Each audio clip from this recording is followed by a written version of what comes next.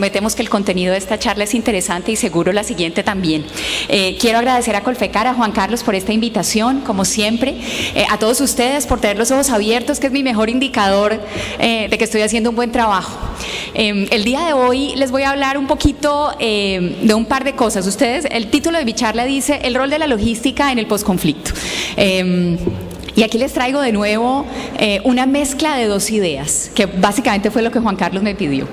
Les traje algunas ideas que tomé prestadas de un profesor con el que trabajamos en lógica, que habla sobre clústeres logísticos, y voy a ligar este concepto de clústeres logísticos con el tema de cómo la logística puede aportar en el posconflicto. Entonces, de eso les voy a hablar en la próxima media hora. Primero les quiero contar muy brevemente qué es lógica. Yo trabajo para una de las divisiones de lógica que se llama Lógica e Investigación. Normalmente me toca hacer estas charlas que son innovadoras y diferentes porque el pedacito de lógica que trabaja en generación de nuevo conocimiento está a mi cargo, y ese es el motivo principal por el cual los acompaño el día de hoy. Pero al interior de lógica también trabajamos en temas, digamos, de manejo de estándares. Cuando ustedes necesitan, y hablo aquí de los generadores de carga, un código de barras para sus productos, o necesitan identificar, no sé, una factura con un código de barras, o un insumo médico quirúrgico con un código de barras, esa lógica a donde se dirigen. Y también tenemos un pedacito que es un brazo de implementación en temas de logística que se llama Lógica Servicios, que hace temas de formación, de consultoría y plataformas tecnológicas en temas de logística. Entonces, eso es lo que, digamos, lo que hacemos todos los días, y efectivamente el día de hoy, como les contaba, les voy a hablar de estas dos cosas: clústeres y temas de posconflicto. Básicamente, el motivo de estar reflexionando acerca de estos temas es que al interior de Lógica e Investigación, que es ese cuadrante o ese pedacito verde que ustedes ven ahí, tenemos varias líneas en las que trabajamos, y mi equipo de investigadores trabaja todos los días reflexionando acerca de estos temas. Una de ellas es la línea de sostenibilidad, y dentro de la línea de sostenibilidad, donde están todos estos temas de la triple cuenta, lo ambiental, lo social y lo económico, reflexionamos acerca de los temas, digamos, de posconflicto, y nos preguntamos acerca de cómo podemos aportar en esta nueva realidad. Entonces, ese es el motivo principal. Quiero primero darle, digamos, todo el crédito en esta presentación, y aquellos que no lo hayan leído, también esta es una invitación para que lo lean. La primera parte de la presentación son unos slides que he tomado prestados de una presentación que hace Yossi Sheffi. No les conté, pero la entidad para la que trabajo tiene una alianza con el Centro de Transporte y Logística de MIT desde hace 7 años y medio. Cuando comenzamos a trabajar en estos temas, lógica no sabía de investigación. Este era un rol que tradicionalmente lo tenían las universidades, pero nos comenzamos a meter en estos temas y firmamos una alianza con ellos para que nos transfirieran el conocimiento acerca de cómo hacer investigación, pero investigación aplicada, no investigación teórica, sino investigación que les sirve a ustedes dentro de su día a día para hacer procesos mucho más eficientes. Entonces, el gran pluma blanca al interior de MIT es el creador, digamos, de este libro. Yo sí he hecho ya varios, y el que está ahora muy de moda es que se llama Logistics Clusters en inglés, pero que ya hicieron traducción al español y se llama Clústeres Logísticos. El motivo de la reflexión de Yossi alrededor del tema de los clústeres comenzó, digamos, a identificar ciertos lugares en el mundo que estaban identificando o estaban utilizando la logística como una herramienta de posicionamiento para esa ciudad, esa región o ese país, y comenzó a entender el por qué esto se estaba dando. Entonces, como les digo, tomé prestados estos slides de Yossi, y voy a hacer una versión muy ejecutiva de los mismos, para poder transmitirles un poco acerca de la reflexión de Yossi y cómo la logística puede generar valor para una ciudad, una región o un país. Entonces, esta es la agenda que vamos a trabajar. Vamos a reflexionar un poquito acerca de este concepto de clusters, que probablemente ustedes, si han oído a Michael Porter, trabaja mucho este concepto, pero vamos a evolucionar un poco en el concepto y vamos a entender por qué les ponemos el apellido de logísticos. Les voy a mostrar ejemplos donde hay y donde les voy a, espero convencerlos acerca del valor que hay en crearlos y en trabajar alrededor de estos clústeres, y al final voy a ligar el concepto de clúster con este tema del rol de la logística en el posconflicto, y terminamos con conclusiones. Entonces, Hablemos un poquito del tema de los clústeres. Los clústeres existen en el mundo desde hace muchos años, digamos que no es un tema nuevo. Ahí ven ustedes listados 6 clústeres que básicamente supongo la mayoría de ustedes conocen. Estos clústeres, digamos, se generan alrededor de compañías o de personas que físicamente sienten que tiene mucho valor estar geográficamente reunidas en un mismo punto, y esa reunión geográfica lo que genera son unas potencialidades maravillosas de colaboración y de intercambio de conocimiento o de aprovechamiento de infraestructuras que son absolutamente relevantes y les generan mucho más valor estar reunidos que estar desagregados en otros lugares de la geografía. Silicon Valley, un ejemplo maravilloso en temas de tecnología, que si ustedes leen el libro, Josie es una reflexión muy interesante acerca de por qué no ha sido posible crear otro Silicon Valley en el mundo, y no es que no hubieran tratado. Entonces es muy interesante que mantiene esta cohesión, que además en este caso se une con elementos también de calidad de la mano de obra, con temas de investigación, que la zona, digamos, de Palo Alto en California genera de forma maravillosa y de alguna manera retroalimenta todo este ejercicio del clúster. El tema de Hollywood también es un clúster cinematográfico maravilloso. Allá están las compañías productoras, pero también están los actores, pero también están los estudios, y hay valor dentro de este proceso. Entonces, si siguiera desarrollando cada uno, Wall Street alrededor de los temas de bolsa, todo el tema de vinos en Napa, Fleet Street, que es, digamos, en Inglaterra con todos los temas de impresión, Cambridge, y este es un clúster nuevo, no sé si alguno de ustedes ha ido hace poco a esta zona, al lado de Boston, se volvió llena de empresas de biotecnología. ¿Sí? Y todas están una al lado de la otra. Las empresas que tradicionalmente son competidoras están sentadas alrededor de Cambridge, aprovechando, digamos, el conocimiento, las universidades y toda la parte de innovación que se está generando alrededor de esta ciudad. Entonces, de nuevo, este concepto de clúster no es un tema nuevo. La invitación a la que los quiero llevar es cómo este concepto que les acabo de mencionar, con elementos colaborativos, con elementos de aprovechamiento conjunto, también lo podemos trabajar para temas de logística. Y Josie, dentro de su reflexión, comienza a preguntarse por qué se generan esos clústeres, cuál es la causa que hace que las compañías se reúnan y los creen.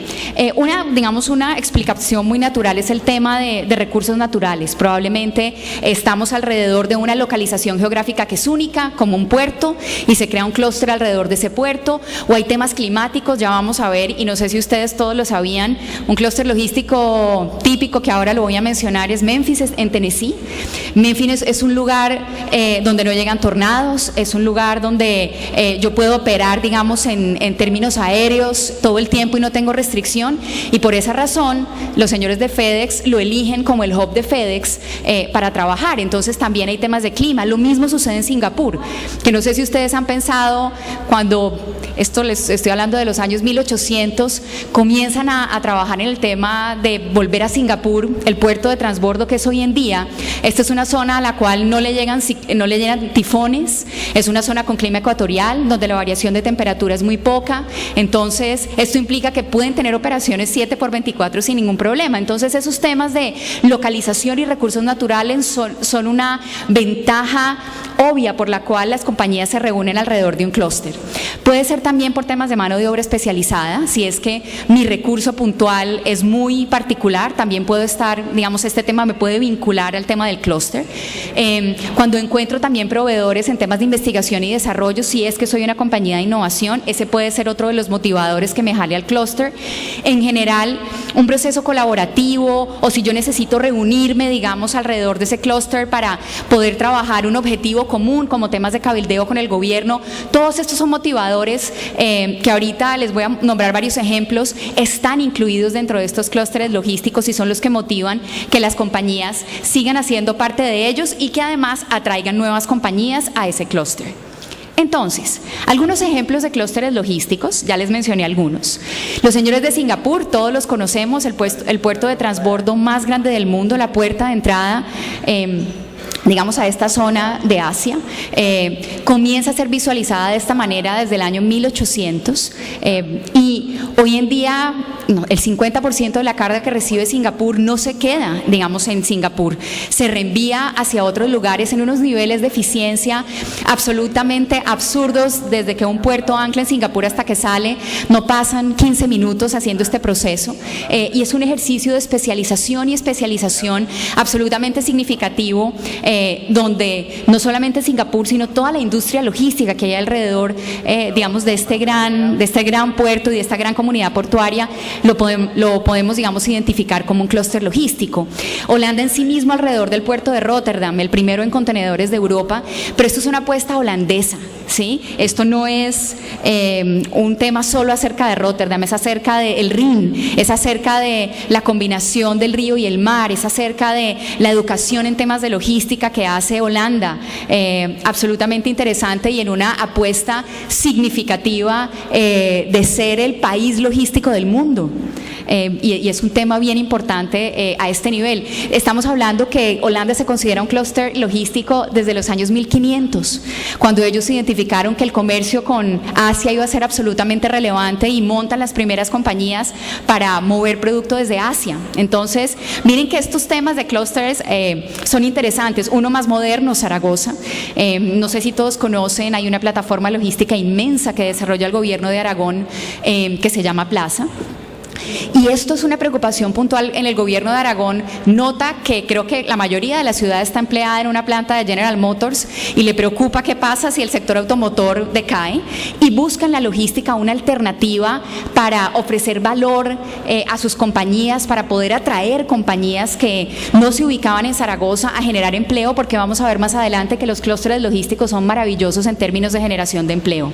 Entonces Zaragoza es un ejemplo muy interesante de una ciudad que probablemente algunos de ustedes ni siquiera habrán oído mencionar, que tiene una localización logística interesante, está en medio de Madrid, de Barcelona, de Bilbao, entonces tiene ventajas geográficas interesantes, tiene un aeropuerto inmenso porque ahí aterrizaban era un aeropuerto de la OTAN, entonces es un aeropuerto inmenso. Pero miren que no solamente es el tema de la localización geográfica, en el caso de Zaragoza además fue una decisión de gobierno, ¿sí?, que promueve la creación de la plataforma logística. Y hoy en día, señores, no sé si todos saben, dentro de Plaza se ubica la operación de Zara, que el dueño, don Amancio Ortega, siempre mantuvo en La Coruña y decidió crear, digamos, una operación en Plaza absolutamente maravillosa de visitar. Si a alguno le gustan las giras logísticas como a mí, vale la pena visitarla, pero muy interesante. No voy a mencionar todos los casos, brevemente. Memphis es el hub de FedEx, absolutamente interesante por los temas en términos de clima que les digo, que son bien relevantes, y de nuevo todo el ecosistema alrededor de Memphis, donde creo que, no sé, 30-40% de la mano de obra de Memphis, de la ciudad, trabaja en temas de logística. Panamá, obvio, Joliet, otro parque logístico en Estados Unidos. Entonces, señores, el mensaje es sí se puede y hay valor alrededor de la potencialidad de generar valor de los clústeres logísticos es bien impactante. Este es un caso interesante, no sé si tengo tiempo para contárselos o por lo menos les cuento el principio para que lo lean en el libro de Josie. Estas son dos compañías que, como les digo, se ubican en Zaragoza y hacen un ejercicio de colaboración entre ellas muy interesante.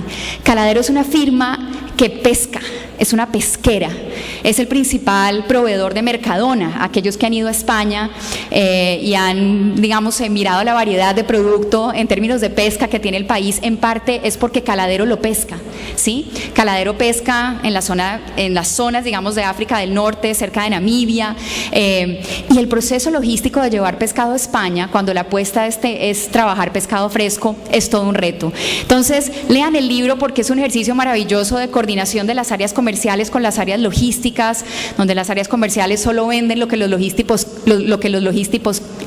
pescan, créanlo o no, y todo un proceso de reunir ese pescado de varias zonas en Sudáfrica, enviar, digamos, ese jet, y Caladero darse cuenta que tiene espacio en ese 747 y le dice a Sara, ¿usted por qué no entra conmigo y trae algodón de Sudáfrica?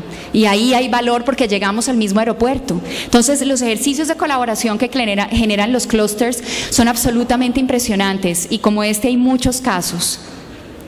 Entonces, el tema de los clústeres, señores, es para cualquier clúster, entre más grande mejor.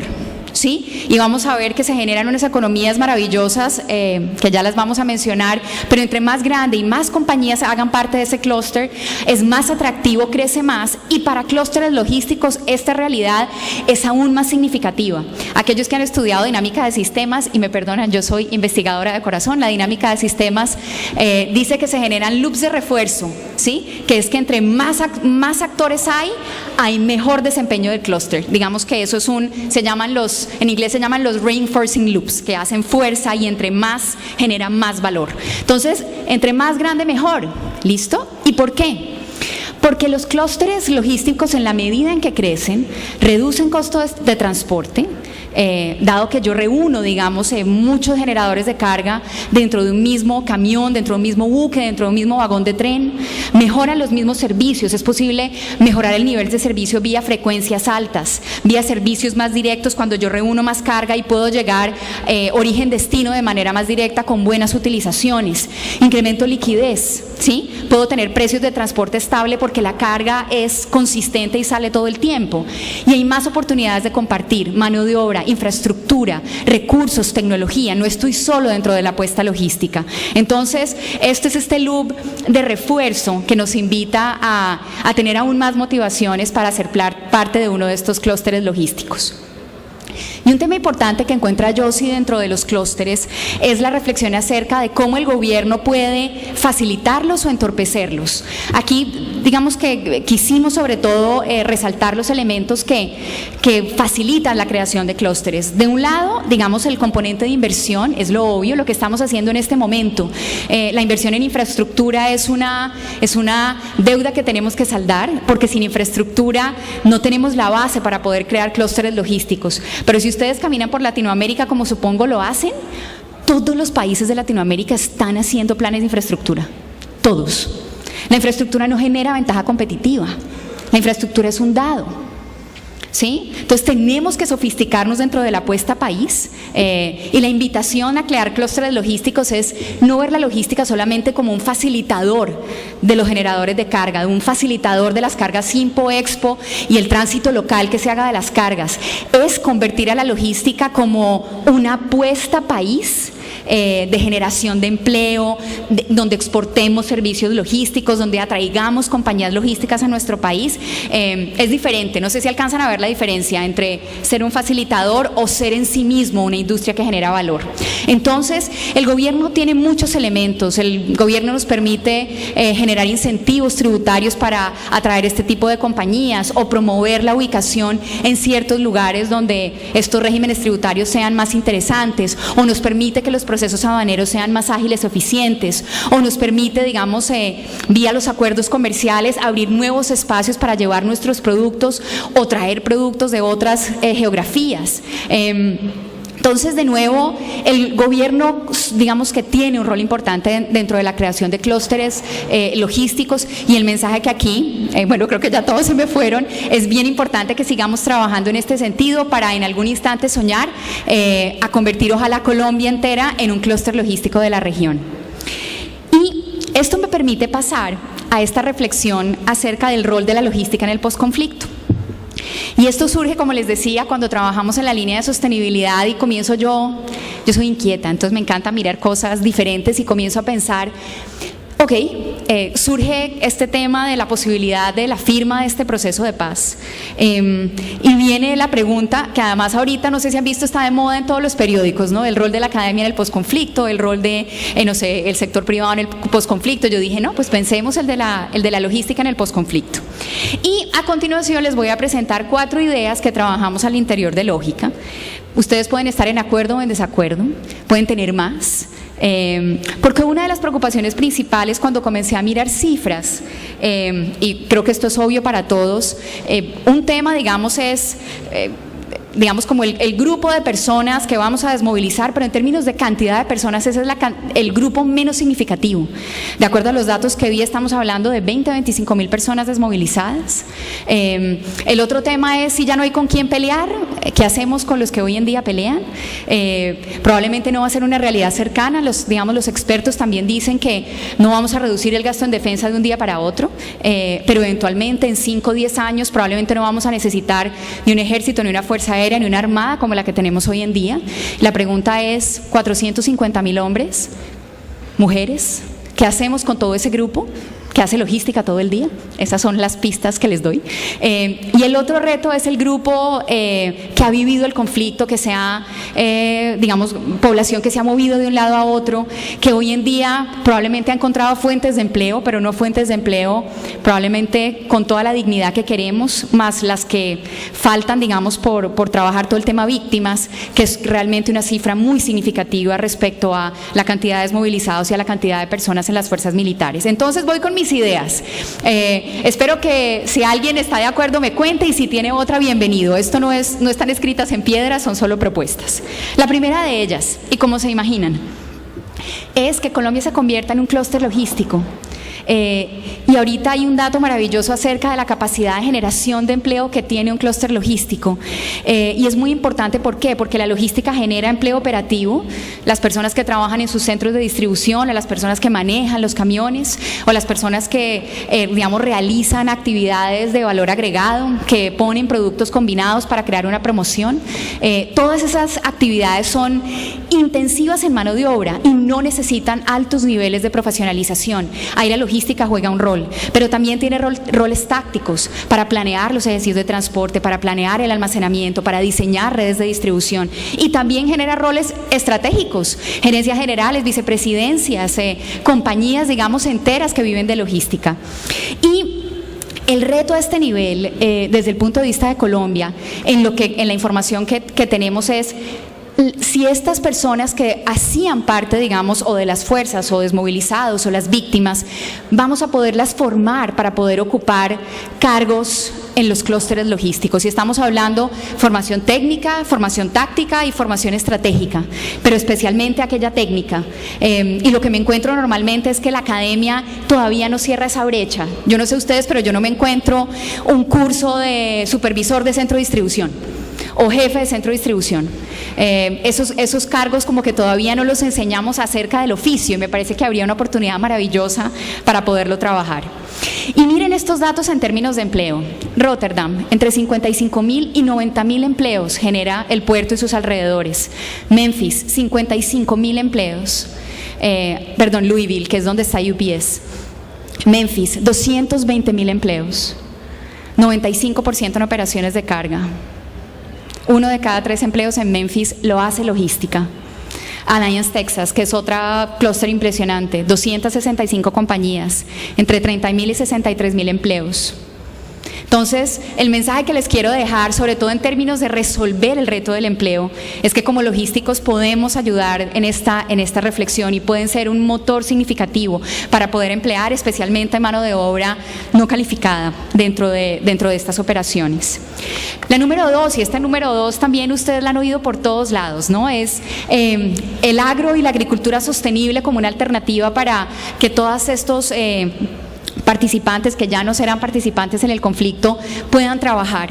Pero cuando yo escucho estas ideas, mi gran preocupación es quién está diseñando la logística para conectar este nuevo agro, quién está pensando en buscarle clientes a todos estos productos, digamos, que vamos a trabajar en estas tierras rurales hoy en día. ¿Cómo las vamos a conectar con las grandes redes de valor? Vamos a estar conectadas con lo local, vamos a estar conectados con lo internacional. Cuando estamos hablando de productos perecederos o de productos agrícolas en el mercado internacional, estamos hablando de reglas de sostenibilidad relevantes, ¿sí? En temas ambientales, como ahorita veíamos con los temas de la UCME. Entonces aquí hay una propuesta así medio loca, es aprovechar los recursos de las Fuerzas Armadas para ser el operador logístico de las zonas rurales lejanas. Hoy en día ya están allá, hoy en día llegan, hoy en día operan. Probablemente es una logística que va, pero no una logística que vuelve. Entonces, esa es una propuesta diferente. Hay un caso maravilloso alrededor de todos estos temas agrícolas, que es el caso de Israel. Por tiempo no me voy a detener, esta presentación queda para ustedes. Pero un país que lo tenía todo en contra, como Israel, se vuelve una potencia agrícola de unas dimensiones, obviamente basado en una apuesta biotecnológica absolutamente maravillosa, pero hoy 64.000 personas son empleadas directamente por la agricultura en Israel, son dueños de sus propias tierras en un modelo asociativo muy interesante, que son estos elementos de los kibbutz, de los moshavs, de los moshavas, pero es un tema también interesante, poder aprender cómo otros lugares del mundo han trabajado en los temas de agricultura, pero mi reflexión alrededor de esto es sí, pero con una logística que hace sentido y que conecta este pequeño productor agrícola con el gran mercado local o con el gran mercado internacional. La pregunta, ¿pueden ustedes ahí jugar un rol interesante? Si podemos hacer una apuesta además en vías terciarias, que son las retadoras en términos de este proceso, ahí podemos tener otra nueva fuente de empleo. Y como les digo, yo veo las Fuerzas Armadas, tienen las personas, tienen infraestructura, conocen zonas rurales alejadas, podría ser una apuesta interesante, entonces lo dejo para que lo piensen. La propuesta número 3 es la inversión en infraestructura. Este tema ya lo estamos haciendo. No sé si algunos de ustedes han visto las cifras de empleo, pero aquí viene siempre el reto de la educación, ¿sí? De cómo podemos tomar estos exparticipantes en el conflicto y formarlos en las necesidades que tiene el constructor de una vía, ¿sí? Y aquí hay también una cierre de brecha que hacer. Yo estuve mirando y yo decía, pero ¿cuánto empleo se ha generado? Primera ola, 50.000 empleos.